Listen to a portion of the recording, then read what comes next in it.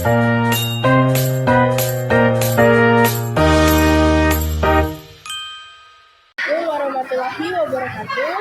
Om Swastiastu dan selamat siang. Halo teman-teman, perkenalkan nama saya Vika Eka Putri dari kelas 10A.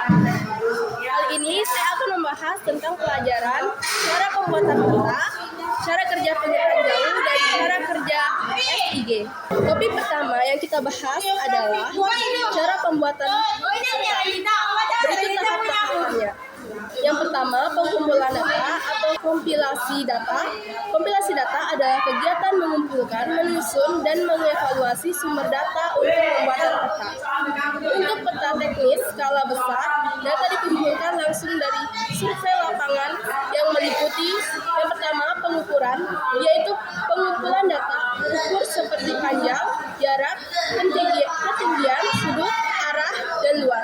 Pengukuran dilakukan langsung di lapangan atau dengan foto geometri dari foto udara.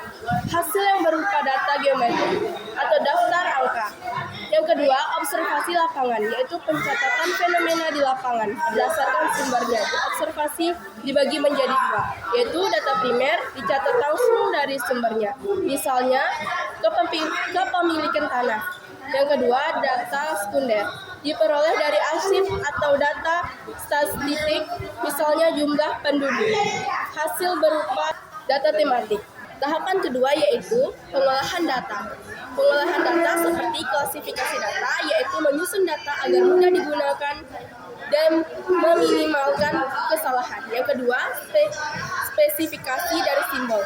Menentukan simbol yang sesuai dengan mewakili data. Yang ketiga, desain peta dasar.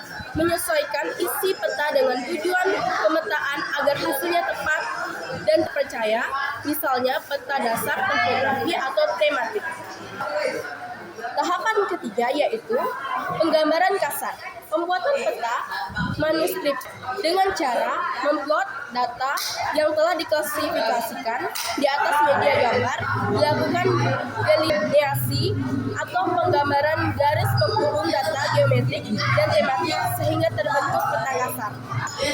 Tahapan keempat yaitu reproduksi.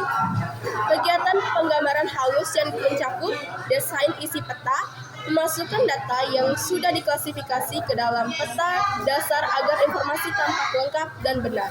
Yang kedua, layout peta.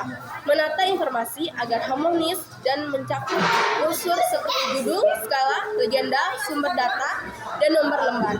Yang ketiga, pemilihan model warna. Memberi warna pada peta agar mudah dibaca dan menarik. Model warna harus teliti agar hasil peta baik. Adalah cara kerja penginderaan jauh. Berikut tahapan-tahapannya. Yang pertama, sumber tenaga atau energi. Penginderaan jauh dimulai dari adanya sumber energi, biasanya sinar matahari atau gelombang buatan dari sensor aktif seperti radar. Yang kedua, interaksi energi dengan objek. Energi dari sumber, misalnya sinar matahari, mengenai permukaan bumi dan dipantulkan, diserap, dan diteruskan oleh objek-objek di permukaan bumi. Yang ketiga, perekaman oleh sensor. Energi pantulan atau pancaran dari objek tersebut kemudian ditangkap oleh sensor pada wahana seperti satelit atau pesawat. Sensor ini mengubah energi menjadi data digital. Yang keempat, pengiriman dan perekaman data. Data hasil perekaman dikirim ke stasiun bumi untuk disimpan dan diolah lebih lanjut. Yang kelima, pengolahan dan interpretasi data. Data diolah menggunakan komputer menjadi citra penginderaan jauh. Selanjutnya, citra dianalisis untuk mengenali objek, pola, dan fenomena di permukaan bumi. Dan yang terakhir adalah penyajian dan pemanfaatan. Hasil akhirnya berupa peta, grafik, atau laporan yang dapat digunakan untuk berbagai keperluan seperti pemetaan, pertanian, kehutanan, perencanaan wilayah, dan mitigasi bencana. Topik yang terakhir yang kita bahas adalah cara kerja SIG. Berikut tahapan-tahapannya. Tahapan pertama adalah tahapan perolehan data. Tahapan ini adalah proses untuk mendapatkan data, memasukkan yang benar dan akurat. Data bisa berasal dari berbagai sumber seperti pengukuran langsung di lapangan atau atau dari data yang sudah ada. Sumber data dalam sistem informasi geografi diperoleh 3 sumber sebagai berikut. Yang pertama, data lapangan atau terrestrial, yaitu data yang diperoleh secara langsung melalui pengukuran di lapangan. Misalnya, data mengenai bentuk permukaan bumi, curah hujan, batas wilayah, dan salinitas. Yang kedua, data pemetaan, yaitu data yang sudah ada dalam bentuk peta, kertas, atau film. Kemudian diubah menjadi data digital seperti peta geologi atau peta tanah. Yang ketiga, data citra penginderaan jauh, yaitu data hasil rekaman satelit atau foto udara.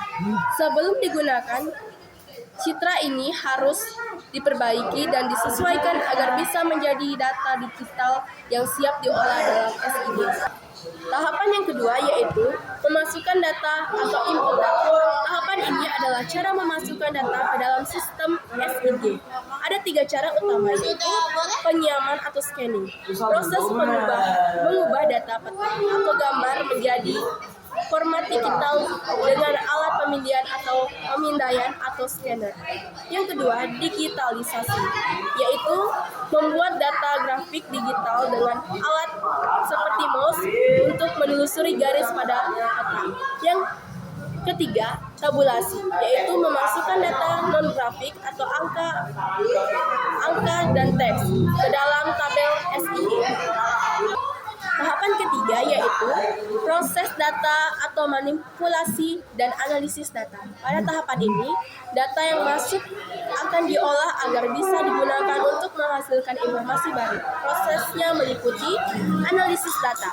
Beberapa macam analisis yang bisa dilakukan seperti analisis lebar, yaitu untuk menunjukkan batas tepi atau lebar wilayah tertentu. Yang kedua, analisis penjumlahan aritmatika, yaitu untuk menjumlahkan data sehingga bisa membuat klasifikasi baru. Yang ketiga, garis dan bidang, yaitu untuk menentukan wilayah dalam radius tertentu, seperti daerah rawan banjir, gempa, atau penyakit. Proses yang kedua adalah manipulasi data, merupakan kegiatan mengolah data seperti membuat basis data baru, menghapus data lama, mengisi tabel, dan mengindeks data agar lebih mudah dicari dan digunakan. Pengolahan data dalam SIG bisa dilakukan dengan 2 cara, yaitu konvensional atau manual, dilakukan dengan perhitungan manual dan alat bantu sederhana seperti gambar atau grafik. Yang kedua, menggunakan komputer, yaitu pengolahan data menjadi lebih cepat dan hasilnya lebih akurat, berupa peta, tabel, laporan, dan informasi digital.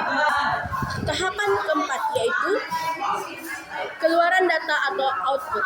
Tahapan ini adalah hasil akhir dari proses SIG. Hasilnya bisa berupa peta, grafik, tabel, laporan, informasi digital lain yang membantu dalam perencanaan analisis dan pengambilan kebijaksanaan terkait objek geografi. Demikianlah penjelasan saya tentang cara pembuatan peta, cara kerja penginderaan jauh, dan cara kerja sistem informasi geografi atau SIG. Dari pembelajaran ini, kita dapat memahami bahwa ketiga hal tersebut saling berkaitan dalam menghasilkan informasi geografis yang akurat dan bermanfaat. Semoga materi ini menambah pengetahuan kita tentang bagaimana teknologi membantu memetakan dan memahami permukaan bumi. Saya tutup dengan wassalamualaikum warahmatullahi wabarakatuh. Om Santi Santi Santi Om, dan selamat siang.